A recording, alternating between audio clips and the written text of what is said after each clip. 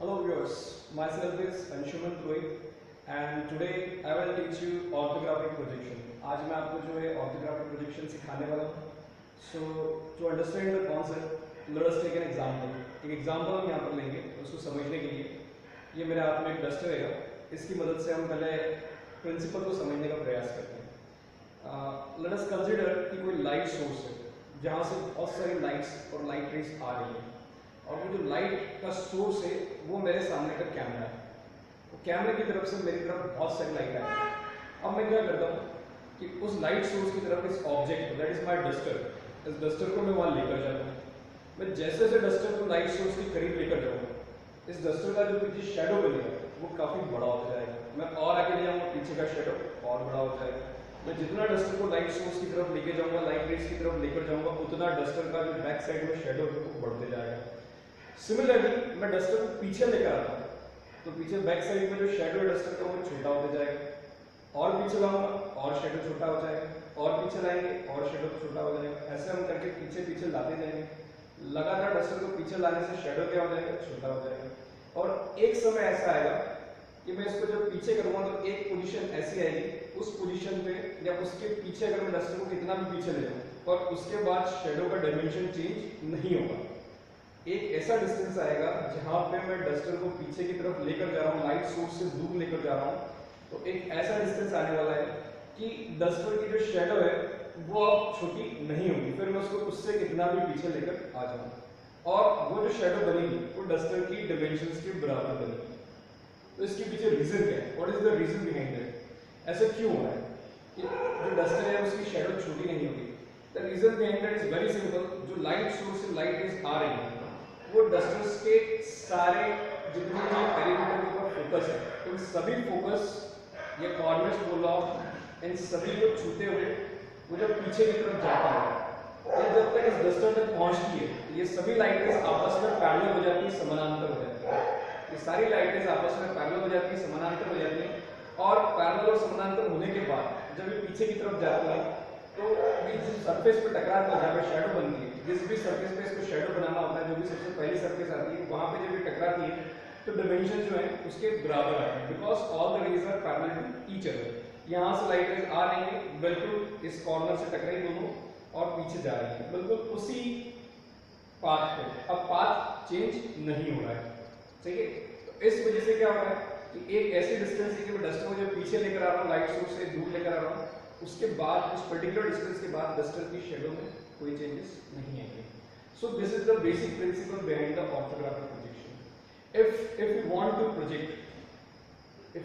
Project an image of an object, जब हम किसी ऑब्जेक्ट की इमेज को प्रोजेक्ट करना चाहते हैं, प्रोजेक्शन इज प्रक्षेपण. जो हम किसी ऑब्जेक्ट की इमेज को प्रोजेक्ट करना चाहते हैं ऑर्थोग्राफिकली, तो हमारा कॉन्सेप्ट बड़ा सिंपल होता है कि जिन रेज की मदद से मैं ऑब्जेक्ट को प्रोजेक्ट कर रहा हूँ वो रेज जब ऑब्जेक्ट को छू लें या उस तक जब पहुंचे तो पहुंचते से ही वो रेज आपस में पैरेलल हो जाए. मान लीजिए आपके कैमरे की तरफ से या मेरे कैमरे की तरफ से लाइट रेज आ रही है, ये पहली लाइट रेज आ रही है, ये इस कॉर्नर को छू रही है, उसी तरफ से ये दूसरी लाइट रेज आ रही है, इस वाले कॉर्नर को छू रही है. इस तरीके से ये दो कॉर्नर को छू रही है और ये दोनों आपस में पैरेलल है. ये दोनों लाइट रेज आपस में पैरेलल है और ये लाइट रेज पीछे की तरफ जाती है और पीछे बोर्ड पे इन्हीं दो पॉइंटों को ये हिट करती है, ठीक है. तो क्या होगा, ये जो लेंथ आपको सामने से दिख रही है उतनी ही लेंथ मुझे पीछे शेडो पे भी दिखाई देगी, because the rays are parallel to each other and hitting the surface at an angle of 90 degree. ये पीछे वाली सरफेस को 90 डिग्री से टकराएंगे. तो what is the basic definition of orthographic projection? It is very simple. When the light rays are parallel to each other and hitting the surface behind the object at an angle of 90 degree. जो light rays है वो आपस में parallel होना चाहिए और पीछे वाली सरफेस को 90 डिग्री से वो टच कर देना चाहिए. Very simple. Okay, got it? Got the formula? So the definition of orthographic projection is very clear to us. All the rays are parallel to each other and hitting the surface behind the object at 90 degree, perpendicular. So this is your orthographic projection. Now understand the concept very truly. How many corners this dusters have? इस duster के पास कितने corner हैं? हम गिनती लगा लेते हैं पहले. 1 2 3 4. 4 कॉर्नर इस डस्टर के पास. नहीं, इससे भी ज्यादा. इधर और है 5 6 7 8 कॉर्नर्स. अभी आपको सामने से कितने कॉर्नर्स दिख रहे हैं? 4 कॉर्नर दिख रहे हैं। अब इमेजिन करिए कि उसी कैमरे की तरफ से लाइट रेस आ रही है, उसी कैमरे की तरफ से लाइट रेस आ रही है।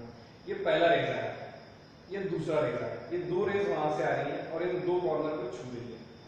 और जब ये छू रही है तो ये पीछे वाले कॉर्नर को भी छूती हुई चली जाएगी, बिकॉज ये जो पीछे वाले कॉर्नर्स हैं, ये जो कॉर्नर्स हैं, ये लाइट रेस के पाथ पर आ रहे हैं। जब लाइट रेस आगे वाले कॉर्नर को छुएगी और पीछे की तरफ जाएगी, तो मान लीजिए यहाँ पे, मान लिया आपने यहाँ पे कहीं पे इंटरसेक्ट करा, यहाँ से जो रेज आई इस वाले पाथ की रेज ने यहाँ पे कहीं इंटरसेक्ट किया। इसी तरीके से इस तरफ से जो लाइट रेज आ रही है उसने इस कॉर्नर को छुआ और उसके रास्ते में पीछे वाला, ये वाला कॉर्नर भी आ गया, ये पीछे वाला कॉर्नर भी इसके रास्ते में आएगा। तो जब ये इसके पास होगी और पीछे इस बोर्ड को कहीं ना कहीं छुएगी, तो एक ये वाला कॉर्नर और एक ये वाला कॉर्नर, ठीक है। लाइट रेस जब इनसे पास हुई तो उसने बोर्ड पे एक ही जगह दोनों कॉर्नर का एड्रेस बना दिया। इसी तरीके से लाइट रेस जब इस वाले कॉर्नर से पास हुई है तो साइमल्टेनियसली इसके पाथ में ये वाला कॉर्नर भी आएगा, लाइट रेस इससे भी पास होगी। तो लाइट रेस जब यहाँ से पास होगी और बोर्ड पे जहाँ भी हिट करेगी तो वहां पे हमें फिर से दोनों कॉर्नर का एक ही एड्रेस मिलेगा। इसी तरीके से लाइट रेस इस वाले कॉर्नर और इस वाले कॉर्नर से पास होगी तो हमें नीचे फिर से हर 2 कॉर्नर का एक एड्रेस मिलेगा। ये 2 कॉर्नर है, इनका एक एड्रेस, इन 2 कॉर्नर का एक एड्रेस, इन 2 कॉर्नर का एक एड्रेस, इन दोनों कॉर्नर का एक एड्रेस। टोटल 8 कॉर्नर का एड्रेस कितने मिलेगा? 4 एड्रेस मिलेगा। 4 ही पॉइंट है, इन चारों पॉइंट्स को हमने आपस में ज्वाइन कर देना। ये चारों पॉइंट्स को हमने आपस में क्या करा? ज्वाइन कर दिया। आप ऐसे समझिए, मान लीजिए इस तरफ से लाइट रेज आ रही है, ये लाइट रेज आ रही है, ये लाइट रेज इधर से आ रही है, इस वाले कॉर्नर को छू रही है और इसको भी छूते हुए पीछे वाले कॉर्नर को भी छूते हुए जा रही है। तो ये एक ही पाथ में है, मतलब लाइट रेस एक ही पाथ में आने की वजह से जब पीछे किसी सरफेस को हिट करेगी तो ये दोनों पॉइंट एक ही जगह दिखेंगे। वही कॉन्सेप्ट हमारा यहाँ पे काम कर रहा है, because all the light rays are parallel to each other and hitting the surface behind the object at an angle of 90 degree. और ये लाइट सोर्स इतनी दूरी पे मेंटेन है ऑब्जेक्ट से कि वहां से जो रेज आ रही है वो ऑब्जेक्ट तक पहुंचते पहुंचते आपस में कैसे हो जाए? पैरेलल हो जाए। ऑब्जेक्ट और लाइट सोर्स का हमने डिस्टेंस ऐसा मेंटेन करा है कि रेज आपस में 90 डिग्री सॉरी आपस में पैरेलल हो जाए और इस सरफेस को जब हिट करें तो 90 डिग्री हो जाए।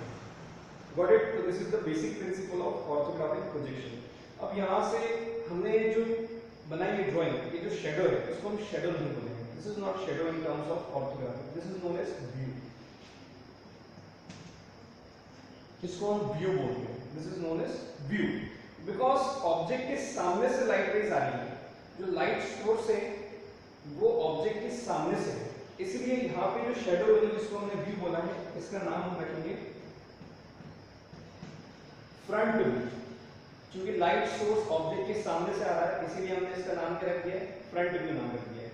ठीक उसी तरीके से मान लीजिए आप लोगों के हिसाब से अभी मेरे कैमरे की तरफ से लाइट सोर्स आ रहा है, अगर मेरा लाइट सोर्स ऊपर से है, ब्रह्मांड से है, भगवान के पास है, तो क्या होगा? ओके, जब मेरा लाइट सोर्स ऊपर से आएगा, लाइट रेज ऊपर से आ रही है, इन दोनों कॉर्नर्स को छूती हुई नीचे जा रही है, मेरी लाइट रेज आ रही है, ये पीछे वाले जो कॉर्नर्स हैं उनको छूती हुई नीचे, जहां पे मेरे चरण है वहां पे ग्राउंड को परपेंडिकुलरली क्या करेंगे? इंटरसेक्ट करेंगे। लाइट सोर्स ऊपर, वहां से लाइट रेज आ रही है, डिस्टेंस इतना कि लाइट रेज जब मेरे ऑब्जेक्ट तक पहुंचे तो आपस में पैरेलल हो और नीचे जब ग्राउंड से टकराए तो 90 डिग्री का एंगल बनाए। उस केस में मुझे, अब उस चीज को मैं आपको चूंकि नीचे नहीं दिखा सकता, कैमरे की प्रॉब्लम, तो मैं क्या करता हूँ, अभी ऑब्जेक्ट की पोजीशन समझ लीजिए कि अब आप ही मेरा ब्रह्मांड है और आप ही वहां से लाइट सोर्स दे रहे हैं, ये ऊपर वाला व्यू हो गया आपके लिए, this is the top view. ठीक है, ये लाइट सोर्स आ रही है, पहले इसको हिट करा, फिर इसको हिट करा, इसको हिट करा, तो पीछे ये वाला जो कॉर्नर है साइमल्टेनियसली इसको भी हिट कर दिया। इसी तरीके से पीछे बढ़ती हुई लाइट रेस आगे बढ़ेगी, मुझे इस तरह का शेप दिखने वाला है। इसके भी 8 कॉर्नर है, इस पोजीशन की 1 2 3 4, 1 2 3 4, परंतु बोर्ड पे मुझे एड्रेस कितने मिल रहे हैं? 8 कॉर्नर्स के 4 एड्रेस मिल रहे हैं, बिकॉज 2 पॉइंट के एक ही एड्रेस है। Light rays are parallel to each other. ठीक है, लाइट रेज अपनी आपस में पैरेलल है और ये 2 पॉइंट ओवरलैप कर रहे हैं या कोइंसाइड कर रहे हैं, लाइट रेज के रास्ते में एक ही जगह पर आ रहे हैं, तो में दिखाई दे रहे हैं।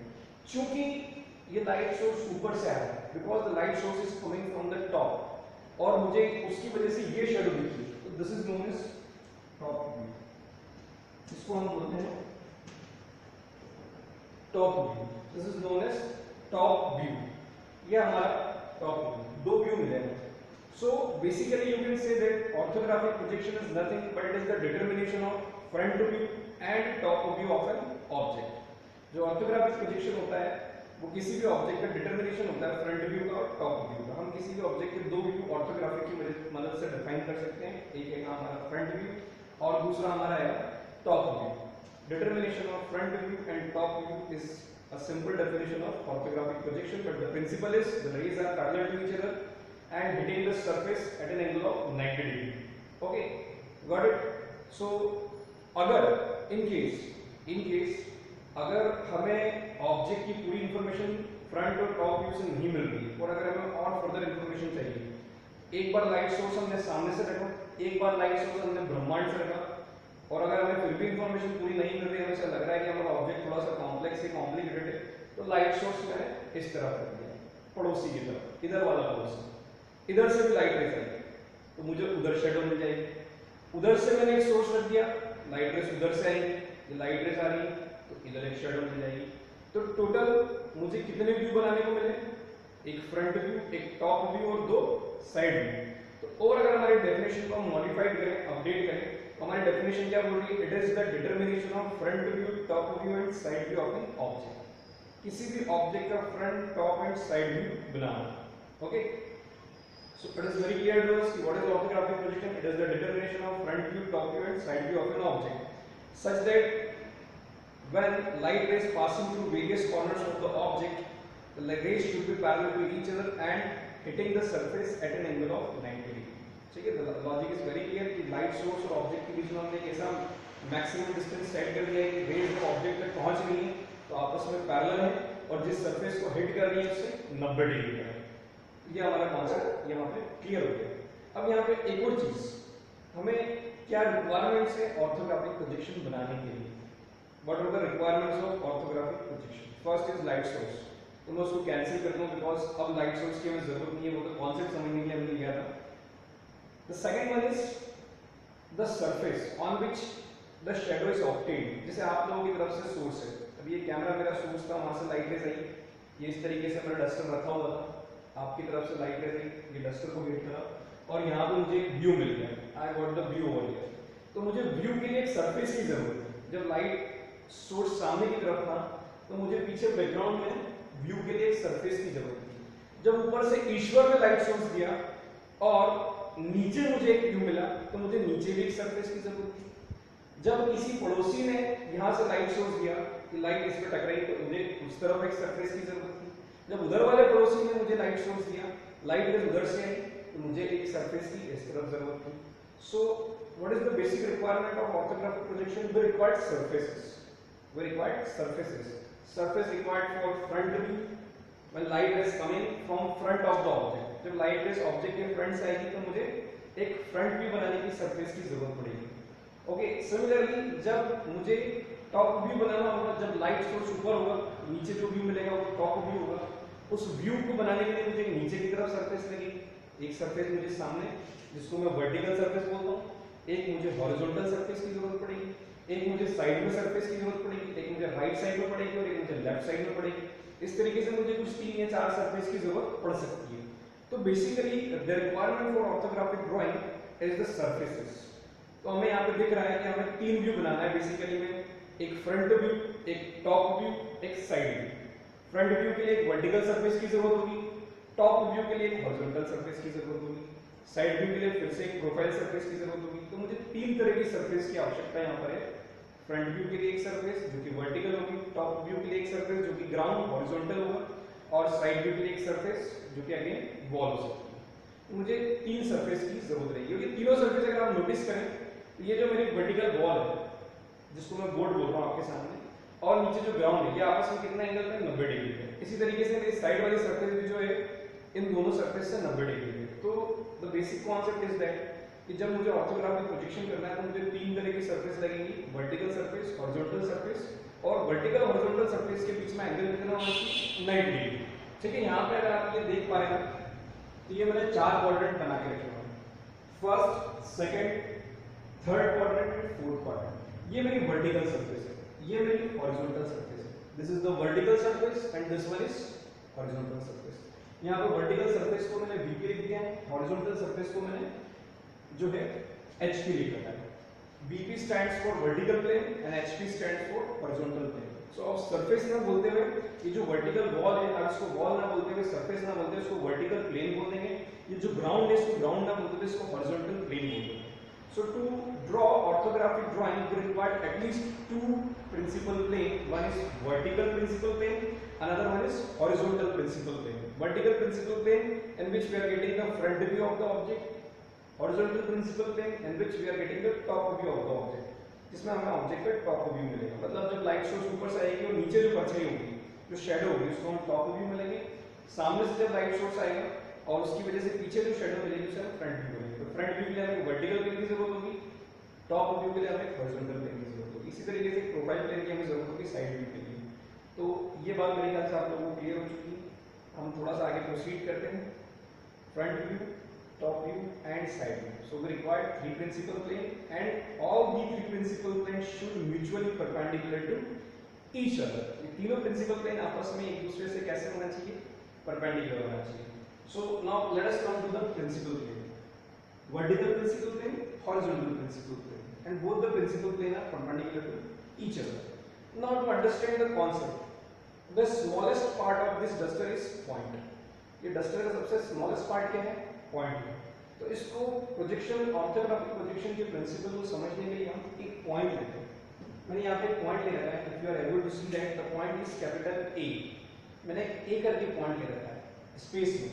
अब चूंकि मैंने एक पॉइंट लिया है, एक प्लॉट लिया है, छोटा सा प्लॉट जो है मेरा, क्योंकि मेरी हैसियत नहीं तो मैंने एक छोटा सा पॉइंट ही लिया है जिसको मैं प्लॉट बोल रहा हूँ, but it is not plot, it is a point. तो पॉइंट में कुछ एड्रेस होगा, जैसे आपका कुछ एड्रेस होगा मुंबई, दिल्ली, पुणे, वैसे इस पॉइंट का भी एड्रेस होगा। तो we need to determine the address of this point. इस पॉइंट का एड्रेस हमें डिफाइन करना होगा। तो let us try to define the address of this point. मैं इसको रब कर दूं। Now this is horizontal surface, this is vertical surface and this is the position of point capital A। Capital A point की position की अगर बात करें तो पॉइंट A इज, लेट अस से this distance is 20 mm and this distance is 30 mm. Vertical plane से जो point A है वो 30 mm की दूरी पर है, हॉरिजॉन्टल प्लेन से जो पॉइंट A है वो 20 mm की दूरी पर है। So we are determining the position or address of point, capital point A, capital A. So point A is 20 mm from horizontal plane. The point A is 20 mm from horizontal plane, 20 mm above the horizontal plane. We are able to understand that point A is 20 mm above the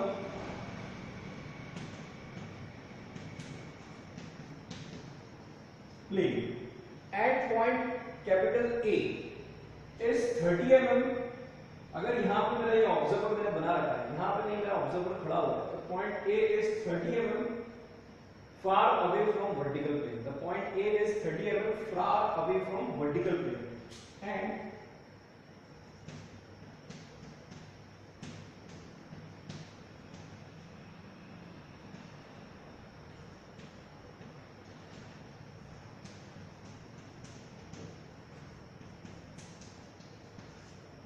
the point A is 30 mm in front of the vertical plane. The point A is 20 mm above the horizontal plane. The point A is 30 mm in front of the vertical plane. ये तो address हो गया। चलिए थोड़ा सा हम address के concept को और आगे बढ़ाते हैं। मैं एक और पॉइंट लेता हूँ। The point is capital R। अब ये पॉइंट कौन से क्वाड्रेंट में है? सेकंड क्वाड्रेंट में। ठीक है, इस पॉइंट की फिर से पोजीशन डिफाइन करते हैं। इस पॉइंट की ग्राउंड से जो भी डिस्टेंस होगी,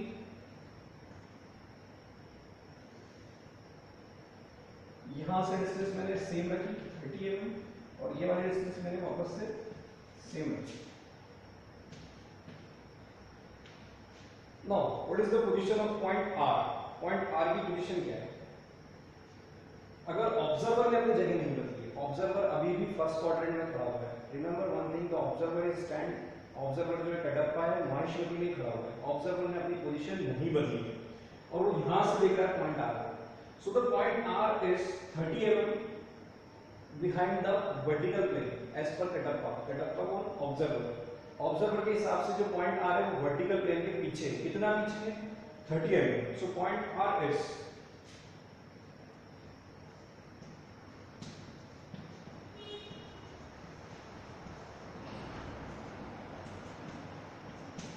30 mm behind me and point R is 20 mm above HT। जो point R है वो horizontal plane से तो अभी भी ऊपर है and point R is 20 mm above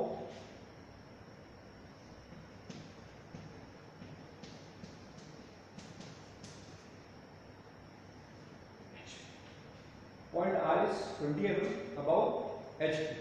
चलिए कॉन्सेप्ट को थोड़ा सा और आगे बढ़ाते हैं। एक और पॉइंट लिखा हूं, another point I am saying,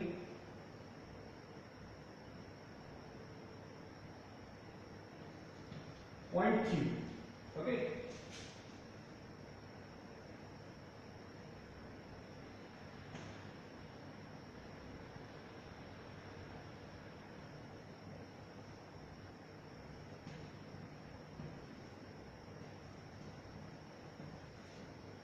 point Q लिया मैंने, ऑब्जर्वर कटप्पा अभी भी माइशोरी में खड़ा हुआ है, बाहुबली का इंतजार कर रहा है।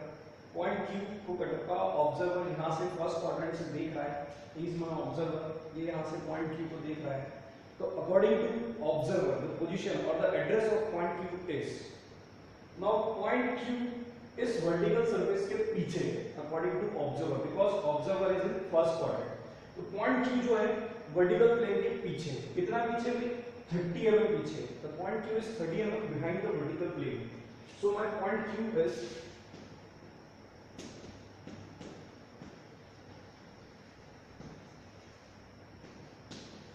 VP. The point Q is 30 mm behind the vertical plane. Now, point Q is 20 mm below the horizontal plane. The point Q is 20 mm below. This is the horizontal surface. This is the horizontal surface. Kattappa जो है first floor पे खड़ा है और point Q जो है ground floor पे है, तो फर्स्ट फ्लोर से कितना नीचे है? हॉरिजॉन्टल सरफेस से कितना नीचे है? 20 mm नीचे। So point Q is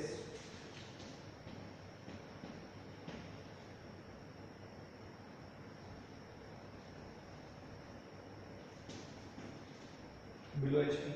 so my point Q is 20 mm below HP। ऐसे तरीके से हम आगे बढ़ते हैं। मेरा अनदर पॉइंट रहेगा, एक और पॉइंट डाल देंगे यहाँ पे,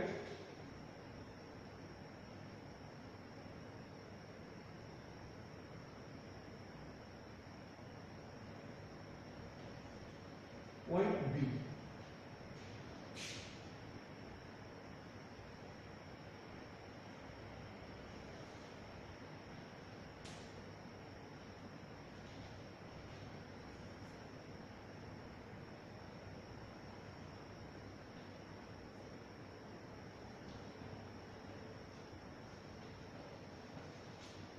तो point B as per the observer, observer के हिसाब से पॉइंट B की पोजीशन क्या है? The address of point B।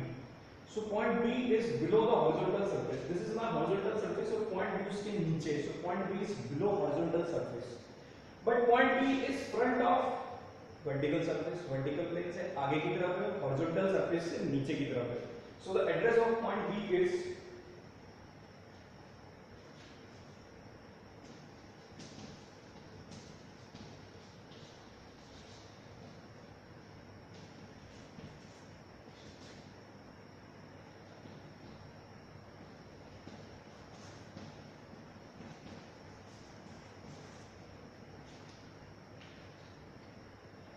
point B is 20 mm below HP and 30 mm in front of VP।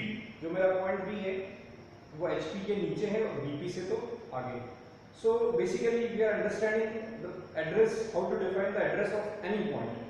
Okay, we are taking 4 point in 4 different quadrants। हमने 4 point लिए, 4 अलग-अलग quadrants के अंदर हमने चारों पॉइंट्स को लिया है यहाँ पे।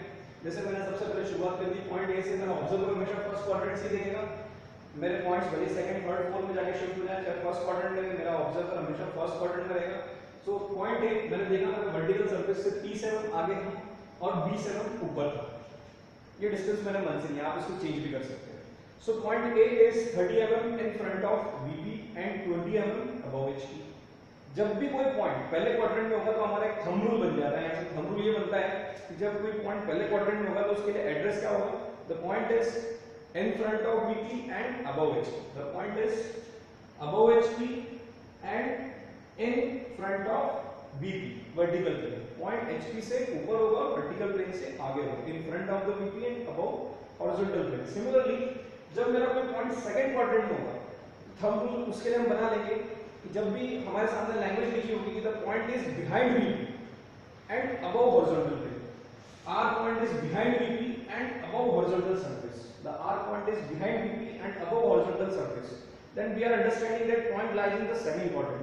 तो हमें समझ में आना चाहिए पॉइंट कहाँ पे लाई कर रहा है, सेकंड क्वाड्रेंट में लाई कर रहा है। इसी तरीके से पॉइंट Q कहाँ पे लाई कर रहा है, थर्ड क्वाड्रेंट में। तो थर्ड क्वाड्रेंट का हम रूल क्या बनाते हैं कि जब भी हमारे सामने लैंग्वेज आएगी कि the point is below horizontal surface, horizontal surface के नीचे सिचुएटेड है और वर्टिकल प्लेन के भी पीछे सिचुएटेड है, क्योंकि ऑब्जर्वर फर्स्ट क्वाड्रेंट में, तो उसके अकॉर्डिंग इस वर्टिकल सरफेस के पीछे और हॉरिजॉन्टल सरफेस के नीचे। तो below the HP and behind the VP, it indicates the address in this language indicates the point situated in the third quadrant. Point कहाँ पे situated कर रहा है, third quadrant में।